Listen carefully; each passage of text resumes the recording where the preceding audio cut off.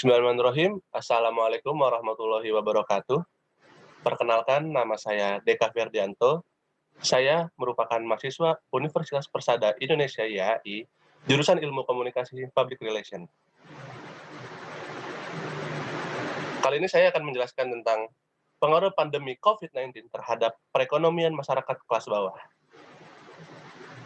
Yang pertama ialah kasus pertama COVID-19 di Indonesia. Di Indonesia, COVID-19 pertama kali ditemukan pada anak dan ibu yang berdomisili di Depok. Dua kasus itulah yang menjadi awal mula merebaknya COVID-19 di Indonesia. Faktanya, kurva COVID-19 di Indonesia masih suka naik turun atau tidak stabil. Hal ini tentunya karena kebijakan-kebijakan yang dilakukan pemerintah sempat menjadi blunder penanganan COVID-19 di negeri kita sendiri. Selanjutnya ialah dampak COVID-19. Nah, COVID-19 baru-baru ini merupakan permasalahan yang amat-amat besar bagi seluruh dunia. Dikarenakan sebuah masalah yang tumbuh. Banyak sekali kesusahan dikarenakan adanya COVID-19 ini. Seperti misalnya, ekonomi kita saat ini menjadi salah satu dampak yang mengalami penurunan. Pembangunan ekonomi yang ada di Indonesia, padahal tujuannya ialah untuk menggapai sebuah kemakmuran dan kesejahteraan masyarakat. Tapi dikarenakan adanya ekonomi yang cukup naik dan adanya yang dihasilkannya sejajar juga. Nah, selanjutnya ialah dampak COVID-19 terhadap UMKM. Dengan adanya kebijakan yang dibuat oleh pemerintah yang menerapkan kebijakan lockdown dan working from home, tentunya juga berdampak pada para pelaku UMKM, usaha mikro, kecil, dan menengah.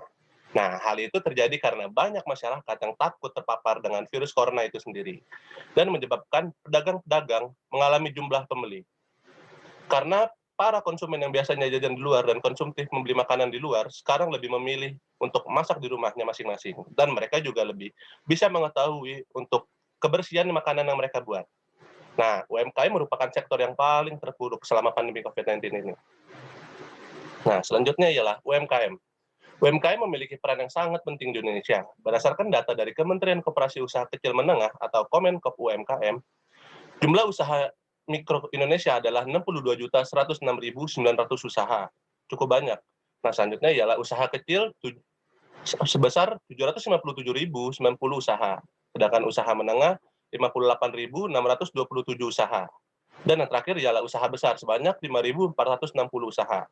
Selama ini, UMKM dinilai mampu menopang 80% konsumsi dalam mayoritas kegiatan. UMKM membutuhkan kehadiran fisik, di mana saat pandemi COVID-19 terjadi, banyak aktivitas UMKM yang terhenti selama kurang lebih 3 bulan. Nah, dari itu terjadi penurunan penyerapan produk-produk UMKM, sehingga berefek pada penurunan omset UMKM tersebut. Nah, di balik pandemi COVID-19 yang merugikan, ada juga sisi positif COVID-19 pada bisnis juga. Nah, di sini ada sisi positif yang terjadi pada saat pandemi COVID-19. Sekarang ini ada di mana-mana bisnis yang justru mengalami kemajuan yang signifikan. Bisnis-bisnis tersebut adalah bisnis-bisnis yang telah memanfaatkan penggunaan Information and Communication Technology atau ICT dalam kegiatan sehari-harinya, dan bisnis-bisnis yang mampu berinovasi dan beradaptasi dengan cepat dalam menghadapi situasi pandemi COVID-19 dengan mengalihkan kegiatan usahanya dari offline menjadi ke online. Nah, selanjutnya ialah pemanfaatan teknologi di masa pandemi. Pemanfaatan teknologi internet dalam pemasaran terbukti mampu menolong para UMKM yang telah memanfaatkan atau cepat beradaptasi dengan teknologi ini untuk dapat bertahan di saat pandemi COVID-19 ini yang terjadi sekarang. Nah, hal ini menunjukkan bahwa teknologi internet memiliki peran yang sangat-sangat penting dalam proses bisnis di masa pandemi COVID-19 ini, bahkan hingga era new normal seperti sekarang. Teknologi internet yang semakin tumbuh dan semakin banyak digunakan turut merubah proses bisnis yang semulanya konvensional atau offline menjadi digital atau online. E-bisnis, e-marketing, dan e-commerce merupakan pengaplikasian teknologi internet dalam kegiatan bisnis di era sekarang ini. Pemasaran digital atau sering dikenal dengan istilah digital marketing atau e-marketing hanyalah salah satu bagian dari aktivitas organisasi e-bisnis. Nah, selanjutnya ialah vaksin di masa pandemi. Vaksin adalah produk biologi yang berisi antigen berupa mikroorganisme atau bagian zat yang dihasilkan oleh dan yang telah diolah sedemikian rupa sehingga aman, yang apabila diberikan kepada seseorang akan menimbulkan kekebalan fisik secara aktif terhadap penyakit-penyakit tertentu. Nah, vaksin ini bukanlah obat. Vaksin mendorong pembentukan kekebalan spesifik tubuh agar terhindar dari tertular virus ataupun kemungkinan sakit berat. Selama belum ada obat khusus untuk COVID-19, maka vaksin COVID-19 yang aman dan efektif serta perilaku 5M, yaitu memakai masker, mencuci tangan, menjaga jarak, menjauhi kerumunan, dan mengurangi mobilitas, adalah upaya perlindungan yang bisa kita lakukan agar terhindar dari COVID-19 ini. Selanjutnya ialah vaksinasi. Nah, vaksinasi ini adalah proses di dalam tubuh sehingga seseorang menjadi kebal atau terlindungi dari suatu penyakit. Apabila suatu saat terpapar dengan penyakit tersebut, maka orang tersebut tidak akan sakit atau hanya mengalami sakit ringan atau gejala-gejala yang ringan. Nah, di sini ada beberapa jenis vaksin COVID-19 di Indonesia. Yang pertama adalah Sinovac. Vaksin Sinovac telah melampaui standar minimal 50% yang telah ditetapkan oleh WHO dan FDA.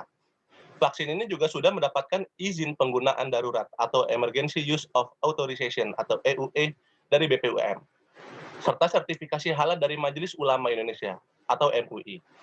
Selanjutnya ialah vaksin Oxford AstraZeneca.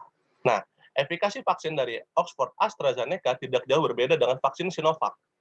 Sementara itu, gejala yang lebih besar jarang terjadi, yaitu hanya kurang lebih dari 1%, yaitu misalnya adalah pusing, nafsu makan yang turun, sakit perut, pembesaran kelenjar getah bening, keringat yang berlebihan, kulit gatal, serta munculnya ruam. Selanjutnya ialah vaksin Sinopharm.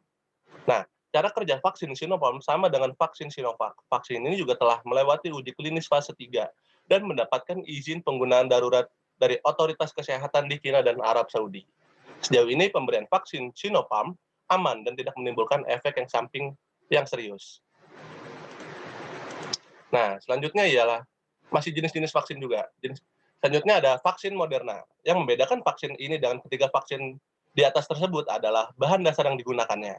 Vaksin Moderna menggunakan salah satu bahan genetik virus mRNA. Vaksin mRNA bekerja dengan cara mengarahkan sel tubuh untuk memproduksi protein yang berbentuk sama seperti protein pada virus corona. Selanjutnya ialah vaksin Novavax. Protein subunit yang digunakan pada vaksin Novavax ada protein yang dibuat khusus untuk meniru protein alami pada virus corona. Uji klinis fase 3 untuk memastikan keamanan dan keefektifan vaksin Novavax diperkirakan akan selesai dalam waktu yang dekat ini. Nah, selanjutnya adalah vaksin merah putih Bio Farma. Bekerja sama dengan lembaga biomolekuler Eijkman, PT Bio Farma masih terus melakukan pengembangan dan penelitian terhadap vaksin COVID-19 ini. Uji klinis terhadap vaksin ini rencananya baru akan dimulai sekitar bulan Juni 2021. Nah, itu saja yang dapat saya sampaikan. Lebih kurangnya mohon maaf. Tetap jaga diri kita, lindungi diri kita dan keluarga kita. Wassalamualaikum warahmatullahi wabarakatuh.